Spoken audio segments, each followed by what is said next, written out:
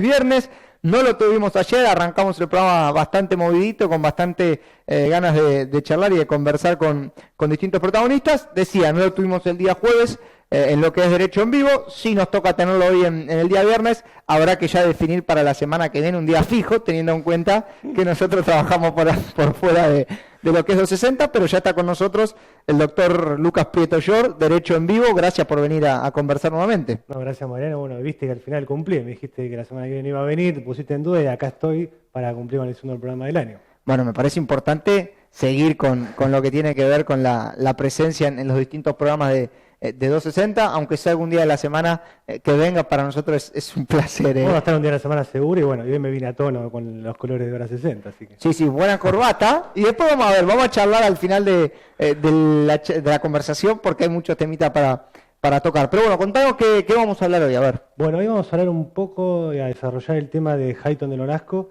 que bueno, como salió en todos los medios, fue un poco la polémica de fin de año y enero y febrero se terminó de resolver, la continuidad de la magistrada en la Corte Suprema de Justicia. Vamos a la base del tema, obviamente lo has marcado vos y lo has señalado, mediáticamente ha tenido mucha repercusión, pero vamos a lo técnico, digo, la Constitución, ¿qué nos dice respecto a la situación que atraviesa hoy ya? Bueno, primero, antes que analizar lo que dice la Constitución actual, tenemos que analizar lo que decía la Constitución de 1853. Antes, la Constitución de 1853 decía que el cargo de los jueces era inamovible. ¿Qué quiere decir esto? Que están en su cargo hasta el día que se retiren o que Dios los llame a su presencia, ¿no? Y después, bueno, con la reforma del año 94 se establecieron dos modificaciones a artículos relacionados a los jueces, que son los artículos que hoy están siendo discutidos por la señora Hayton de Nolasco, y que son el artículo 110, que ellas apoyan el 110, que dice que los jueces duran en su cargo mientras dure su buena conducta, dice el 110.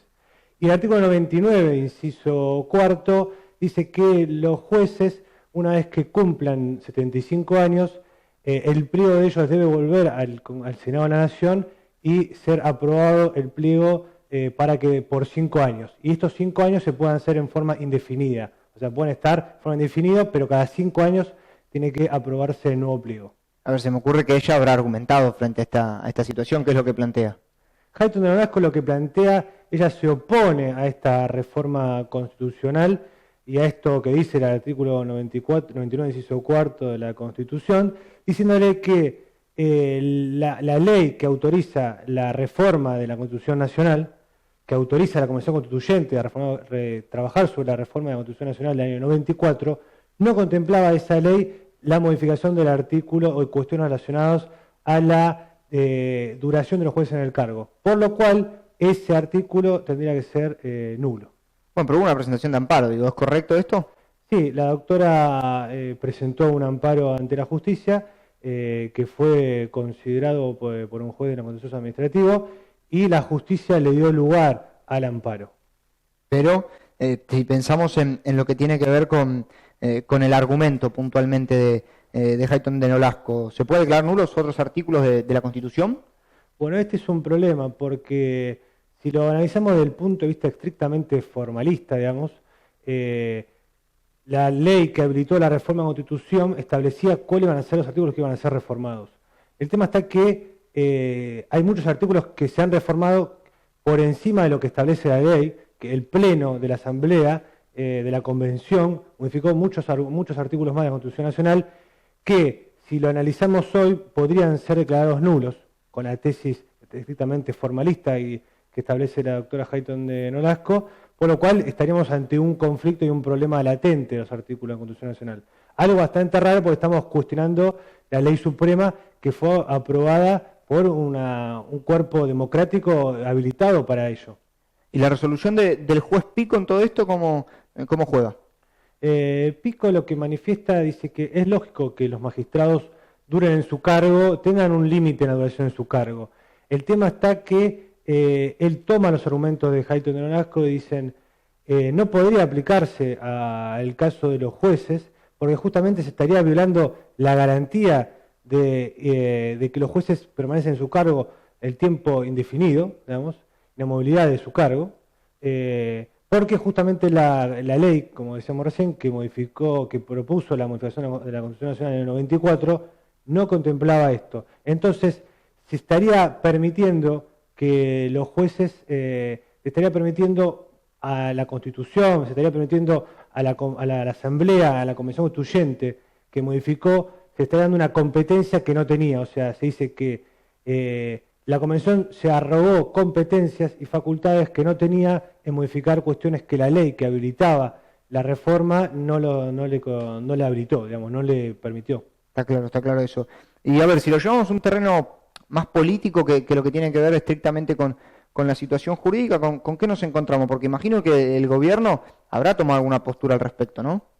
Sí, bueno, el gobierno dijo al principio se opuso y el Ministerio Público presentó la oposición y después al momento de apelar la resolución de Pico, ahí directamente no la apeló.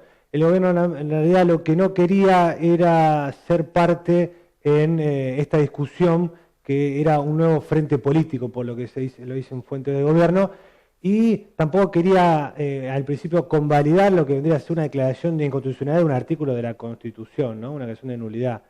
La verdad que la cuestión es bastante discutible y hay muchas voces al respecto. Para vos, ¿está bien o mal que se quede? Y a ver, también se me viene a la cabeza lo que fue Fight, ¿no? Que me parece que es como antecedente, también es claro respecto a la situación de la edad. En lo personal, ¿vos cómo lo ves? ¿Está bien o a los 75 decimos, bueno, vamos a intentar cambiar esto? El tema está que lo que nosotros vemos, lo que particularmente se ve, es que no fue la medida, la acción de amparo, no fue la vía adecuada como para hacer la presentación. Primero que todo, la doctora Hayton tenía que haberse sometido a lo que decía la Constitución Nacional, que era presentar su pliego ante el Senado y que el Senado lo revalide por 5 años más. Y después creemos que la acción de amparo no es tampoco el mecanismo adecuado porque no hay ninguna garantía constitucional en riesgo que faculte que la presentación de un amparo. Bien. En todo caso, realmente lo que tendría que haberse hecho es una acción de declaración de certeza constitucional para que un juez se expida sobre la constitucionalidad de ese artículo. ¿Y la diferencia puntual entre lo que era Fight y lo que es Nolasco hoy en los casos? Digo, si lo comparamos mano a mano. Son casos parecidos pero distintos, porque se usaron argumentos distintos.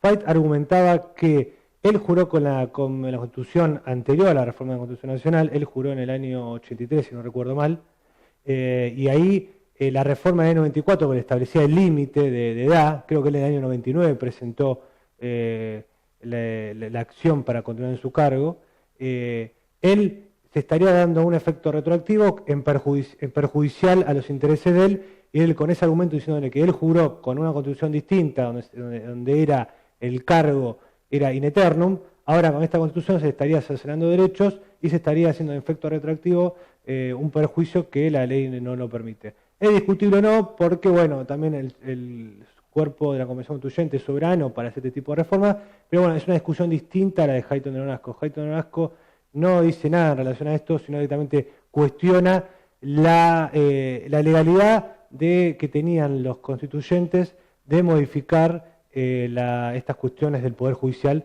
que como dijimos que la ley no lo permitía.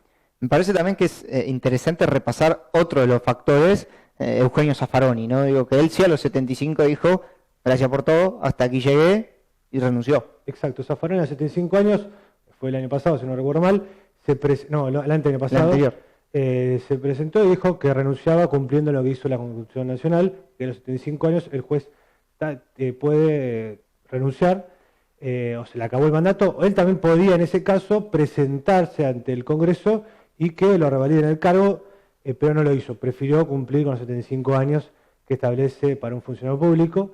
El tema está que Hayton de Nolasco pensaba lo mismo. A eso iba. Ella dijo en una entrevista cuando tenía 71 años que ella esperaba cumplir con la Constitución Nacional. El objetivo de ella era cumplir con la Constitución Nacional. En principio, dijo. Sí, a ver, hay claramente un cambio de opinión, está registrado esto, y quizá el archivo es lo que le juega en contra. De hecho, acá tengo puntualizada la nota que era para página 12 en una entrevista, sí. Pero bueno, es realmente interesante ver cómo cambió en tan poco tiempo, ¿no? Digo, sí, me voy a ir, ahora el momento de que realmente podía marcharse, decidió, bueno, mejor me quedo. ¿Y en el Senado todo esto? Digo, ¿cómo se ve el tema? Bueno, la cuestión está bastante dividida ahí, ¿no? Porque la mayoría peronista ya argumentó que no va a dejar pasar el pliego de Hayton Nolasco. En realidad la movida política está sentada en el cual cuando Hayton le comunica al ministro de Justicia que iba a continuar el cargo, ellos hacen la interconsulta con Pichetto y la gente del Senado, y ellos dijeron que el pliego de la señora no iba a pasar, no iba a poder ser aprobado por el Senado, por lo cual Hayton Nolasco tuvo que presentar el amparo. Después, esta maniobra, evadiendo la Constitución Nacional, cayó muy mal en todos los miembros del Senado. Nadie discute la idoneidad de Hayton Nolasco, eso nadie lo pone en duda, como sí se puso en duda en su momento lo de Fait.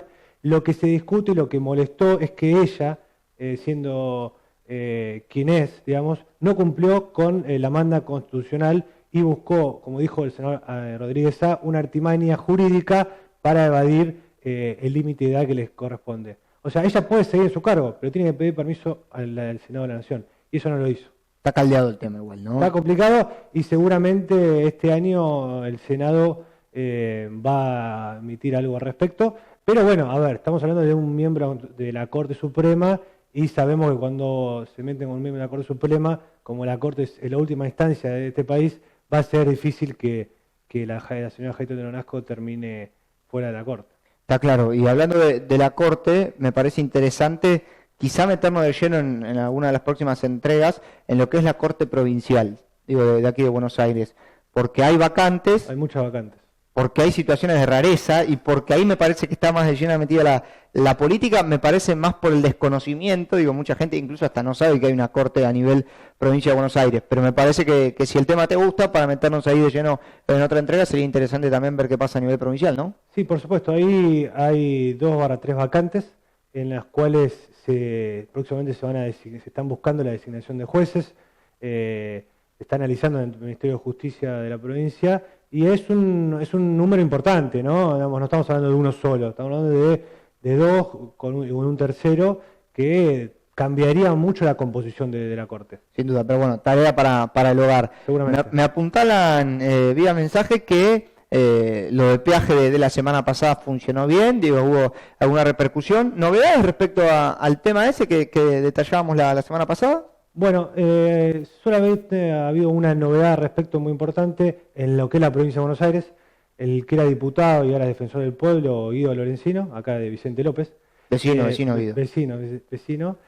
Presentó como defensor del pueblo, con la legitimidad que le corresponde al defensor del pueblo, un amparo para que los peajes de la costa, que aumentó el 14 de febrero, se retrotraigan ese aumento.